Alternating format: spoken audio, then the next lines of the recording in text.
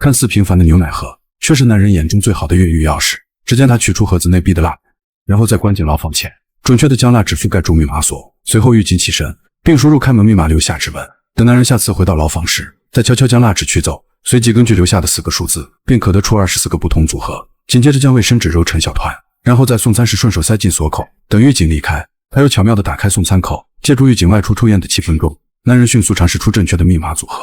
在开门后的第一时间，他就来到监控室，赶紧将房间内的监控录像调至刚进门的那段，为越狱争取更多时间。紧接着他打开通风管道，悄无声息地躲进里面，最后顺着管道的连接方向，成功进入到监狱的消防室，随手拿上一件合身的消防服，等待外面的同伙接应。随着同伙按下引爆按钮，外围的汽车瞬间爆炸。这时的男人已经借助消防车成功逃出监狱，并且非常自然地钻进同伙的车。本以为接下来会是一场大逃亡，没曾想男人竟穿着狱服，大摇大摆地走下车，不紧不慢地走向电话亭。这也让路过的巡警发现异常，赶忙刹车呼叫总部。此刻的男人不慌不忙地拨通电话，眼看男人已经被警察死死包围，他却告诉电话那头的人 Showtime。 随后男人走出电话亭，并举起双手伸向后脑勺。本以为男人会再次回归监狱，可不曾想，他不仅没有受到法律的制裁，反而给典狱长上了一课。原来龙叔不是别人，而是专业测试监狱安全的越狱专家。他不仅7年成功越狱15次，甚至还为此写了一本监狱安全系统的书，江湖人称逃脱大师。很快又有生意上门，而这次不同的是，对方竟出价500万邀请龙叔帮忙测试一座秘密监狱的可靠性。不仅监狱的位置无可奉告，甚至连基本构造都无法了解。如此苛刻的条件，也就意味着龙叔不可能得到任何帮助。显然这种没有安全保障的货，龙叔是会拒绝的。但对方属实给的够多，果然分量越大，鱼就越贵。随即助理给龙叔伪造了新的身份，并且还给龙叔植入了定位器。可就在他等待接应时，突然一台黑车停在龙叔跟前，不仅将他定位拖进车里，甚至还找到他的定位器，并将其取出砸成粉末。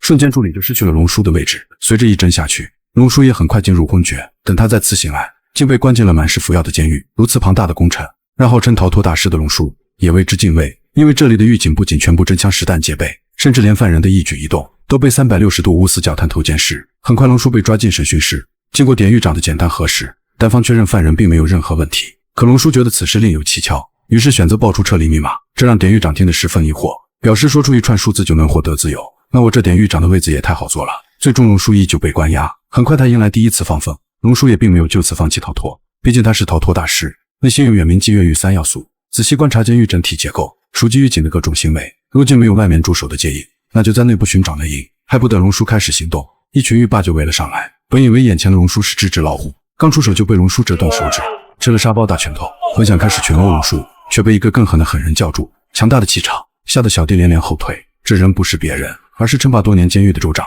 他不仅向龙叔示好，还希望龙叔能够加入自己。可龙叔哪有心思拉帮结派，现在最想做的就是赶紧逃出这个鬼地方。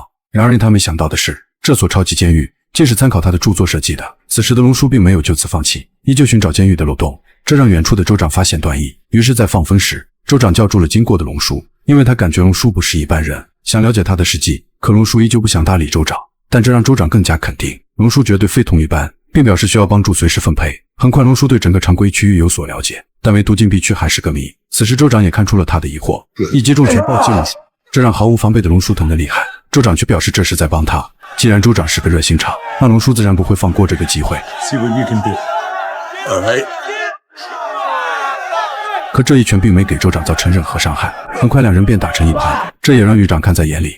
Guess boys will be boys. 于是下令处理两人，这也让龙叔成功进入禁闭室。还不等他仔细观察情况，一面巨大的浴霸灯开启，这让龙叔瞬间感觉后悔。而监控外的典狱长却细细品味着美酒，并且欣赏着龙叔给的佳作。殊不知龙叔趁机低下头，观察着地面的每一个细节。另一边的助理正因为失去龙叔的定位，倍感焦急，于是找到老板寻求帮助，可老板却表示自己也无能为力，这让女助理失望离开。很快禁闭室的门被打开，原来是监狱的医生来做检查。看着快要虚脱的龙叔，医生赶忙拿出血压仪帮龙叔检查身体情况。医生的出现也让龙叔感觉到监狱完全与外界隔绝，而医生无奈的表情也说明了他还有最基本的良知。出来后州长询问龙叔情况，可龙叔却迟迟不肯回答，只是在桌上画了一幅简易的画，这让州长瞬间明白，随即跟上去询问龙叔的来历。为了抓住州长的好奇心，他借机让州长再帮自己一次，就可以带他一起离开这里。显然这也是州长想要的。 What's the favor this time? I need a piece of metal, about 3 inches wide, round, smooth. Oh, no problem. I hit the Home Depot, and I'll be right back, okay? 随即他让狱警联系典狱长，很快他被带到审讯室，典狱长则毕恭毕敬地接待他。原来州长也是个狠人，他是一个组织的重要成员，之所以被典狱长重视，是因为想从他嘴里得知组织首领的藏身地。然而州长也很识相，让典狱长提供纸墨笔砚，他给典狱长画一张藏身地图，这种态度令典狱长很满意。等州长把画递给他时，脸色瞬间大变，明显州长是在戏耍自己，立即让狱警摁住州长，并将粗大的水管塞入嘴里。如此变态的酷刑，属实让州长差点丢了老命。等他彻底醒来，转身就爬向桌底，并抠走唯一的地漏盖。此时的典狱长却毫不知情。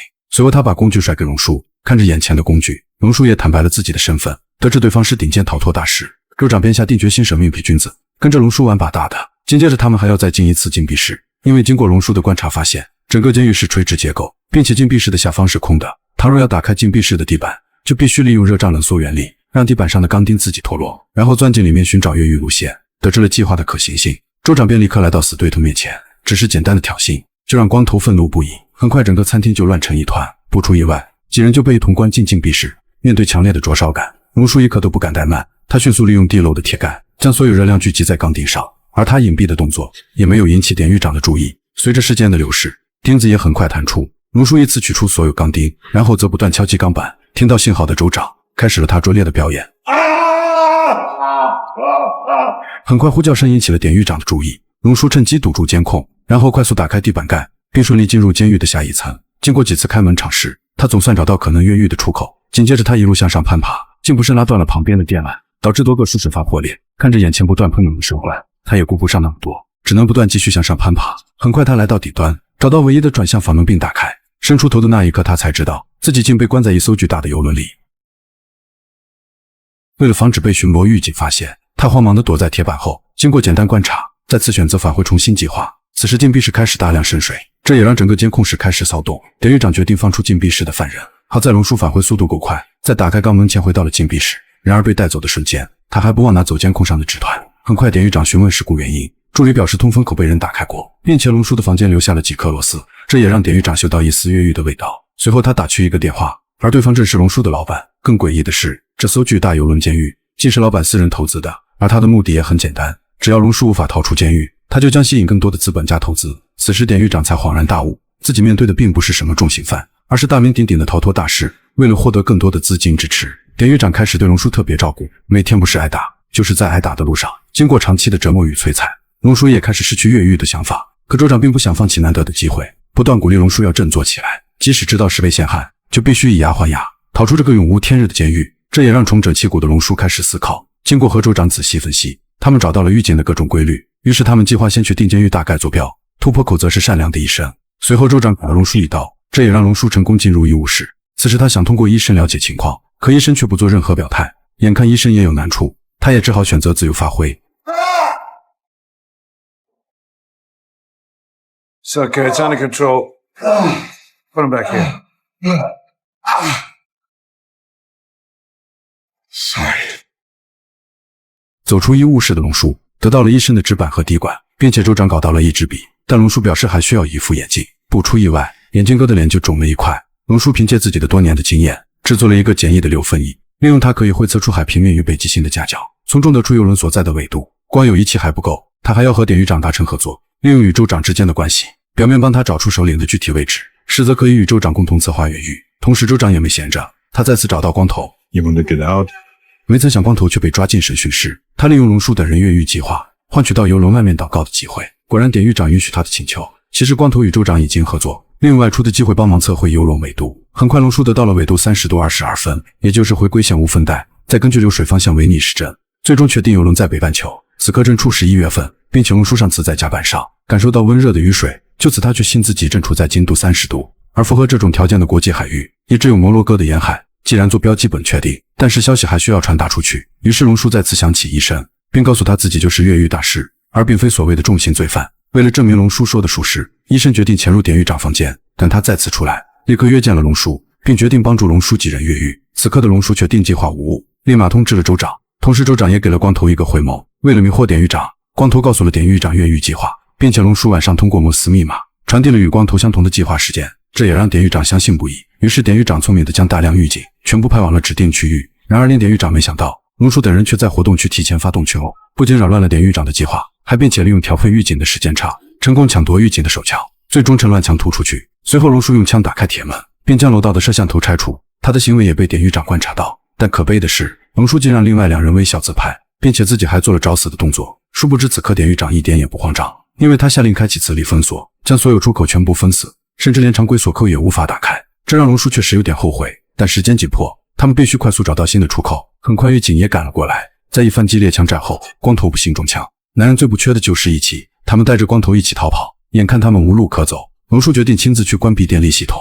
等龙叔走后，光头也知道自己逃不出去，决定独自一人断后。他利用自己仅剩的生命，为2人争取了更多越狱时间。龙叔也不负众望，成功躲开狱警的追捕，找到了系统控制室。此时的小弟还想跟龙叔较量，却被龙叔2拳打倒。随后他赶忙关闭电力系统，等待的州长则成功逃到了甲板。此刻船长还在瞭望风景，却被突然出现的直升机打断。 What the fuck？ 还不等他们喘息，直升机调转方向，巨大的火力对着主控室输出，瞬间便将其打成筛子。眼看直升机快速降落，州长100米冲向前去，刚到直升机旁，射击手竟被狱警击毙，这让长期压榨的州长瞬间爆发，抬起最爱的加特林，按下开关就是一顿疯狂输出。另一边的龙叔为了逃亡，竟躲进了储水罐。随着电力快速恢复，水罐内储满水后自动泄压，龙叔也随着管道一并排出船体。就在他冲出水面的那一刻，州长也发现了龙叔。此时典狱长也听到直升机的声音，赶忙跑去查看，果然发现了2人，于是拼命开枪射击，差点将龙叔悬空击毙。这让龙叔很是气愤，向州长要来了手枪，对着典狱长方向不断射击。可他的目标不是典狱长，而是下方的摆东油桶。眼看桶内石油不断外泄， Boom. 本以为电影就此结束，但龙叔还有没完成的任务。眼看2人成功回到岸边，远处就开来一辆路虎，下车的不是别人，正是那个下蛋的女人。而典狱长找的那个首领就是州长本人。然而龙叔被陷害的事，女人却一无所知。得知所有真相的龙叔，则给老板送去了一份大礼。然而此时的老板被关进密室，随着货轮慢慢远去，